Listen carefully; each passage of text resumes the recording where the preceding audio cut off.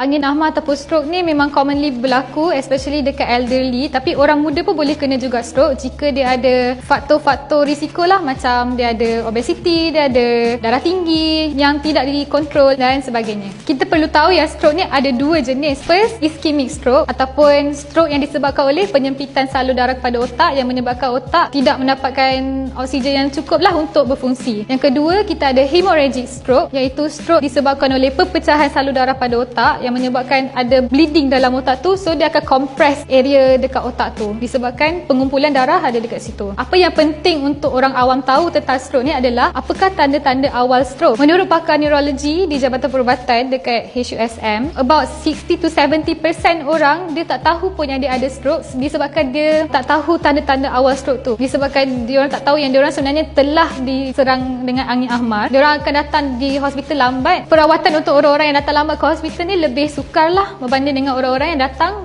dengan tanda-tanda awal. Antara tanda awal stroke adalah lemah di separuh bahagian badan. Dia rasa semut-semut, terutama di bahagian dagu ataupun di bahagian hujung tangan, hujung kaki rasa semut-semut. Kabur pandangan pada sebelah mata, sukar bercakap dan sukar menelan, sukar untuk berjalan disebabkan separuh badan tadi dah lemah. Tapi pesakit stroke juga boleh datang dengan simply rasa pening kepala je. Tapi bila kita check balik, rupanya dekat MRI brain dia dah ada tanda-tanda untuk kena stroke. Dengan kita tahu tanda-tanda awal untuk stroke ni, kita boleh membantu orang yang kena stroke dengan lebih cepat. So ada akronim dia untuk tolong orang yang kena stroke, iaitu kita kena ingat FAST. F maksudnya facial drooping, maksudnya sebelah muka dia dah kelihatan sengit. Kalau kita tengok dia senyum pun senyum dia sengit sebelah. Kita tengok mata dia pun mata dia macam tertutup sebelah. Tu maksudnya orang kena stroke. Second, A, arm. Arm maksudnya dia dah lemah separuh bahagian badan dia. So kita nampak dia tak boleh nak angkat pun tangan dia. Jadi itu adalah juga tanda orang kena stroke. S adalah speech, maksudnya dia dah tak boleh nak bercakap secara normal. Dia sukar nak bercakap. So T, time to call 999.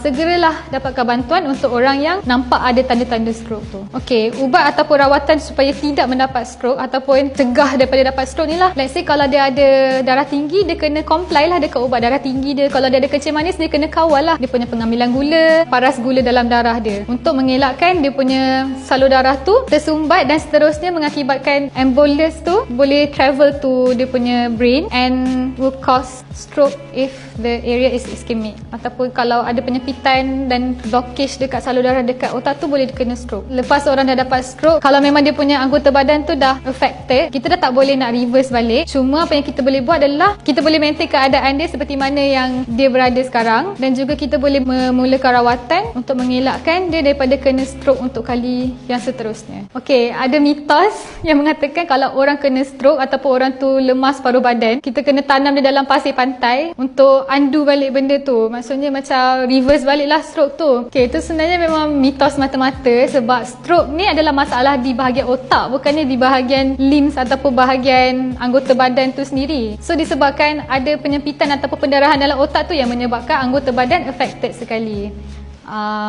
So kita tanam otak dia?